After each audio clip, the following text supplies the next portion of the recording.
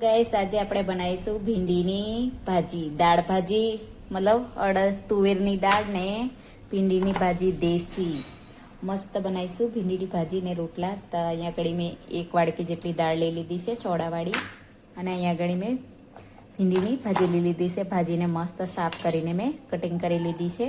હવે આપણે એક કુકરમાં દાળ નાખીશું. દાળ નાખીને મસ્ત એને ધોઈ લઈએ.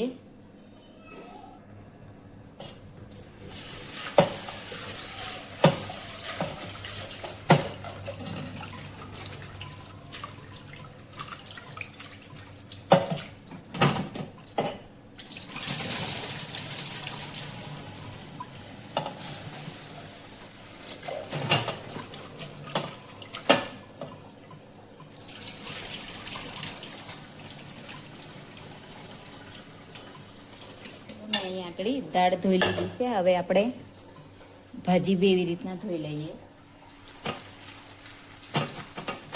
જે કંઈ આ ઘરની ભાજી છે, ઘરની ખેતરની ભાજી છે, તો મસ્ત એને ધોઈને આપણે, મતલબ એમ તો કંઈ હોય નહીં, પણ ધૂળ બૂળ લાગ્યું હોય તો જતું રહે, એટલા માટે મસ્ત ધોઈને આપણે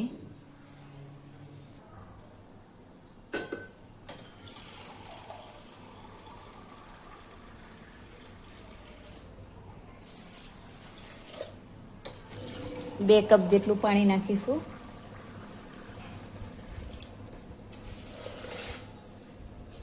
બે કપ થોડું વધારે નાખીશું, 2.5 કપ જેટલું. દાળ થોડી વધારે લીધી છે ને એટલા માટે. તો અહીંયા આગળ આપણે મીઠું બી નાખી લઈશું. મીઠું બી સ્વાદ અનુસાર લઈશું, તો એને ચડવામાં એટલું બધું એ ના થાય.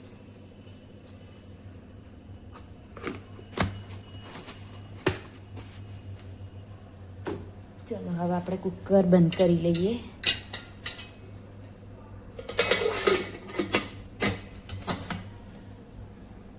તો મૂકી દીધું છે, કરી લઈએ. 4-5 સીટી વાગે ત્યાં સુધી આપણે એને રેવા. ચલો અહીંયા દાળ ને ભાજી મારી બફાઈને રેડી થઈ ગઈ છે. 2-4 સીટીમાં મસ્ત થઈ ગઈ છે. ચલો હવે એને વલોવીથી મસ્ત આટી લઈએ. આટી લઈએ એટલે મસ્ત થઈ જાય, એકદમ ઘરવાળી ફિલિંગ આવે કે ઘરે બનાવે ને તો આવી રીતના બને. જો મસ્ત પીસાઈ જાય છે. અમુક લોકો તો વઘારીને ખાય છે, પણ અમે તો મને તો આવી ભાવે છે, તો અમે આવી રીતના બનાવીએ છીએ. તો અહીંયા આગળ મીઠું નાખીને મસ્ત બની ગઈ છે મારી ભાજી. હવે એક બાજુ મેં જો મસ્ત વાડકીમાં કાઢી દઉં છું. ડીશ સર્વ કરીએ છીએ આપણે.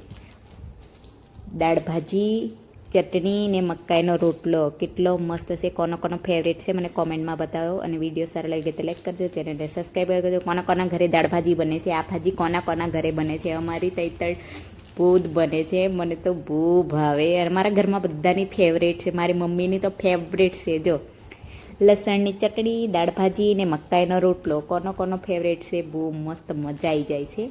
પણ મારા હસબન્ડને તો વઘારેલી ફાવે છે. આ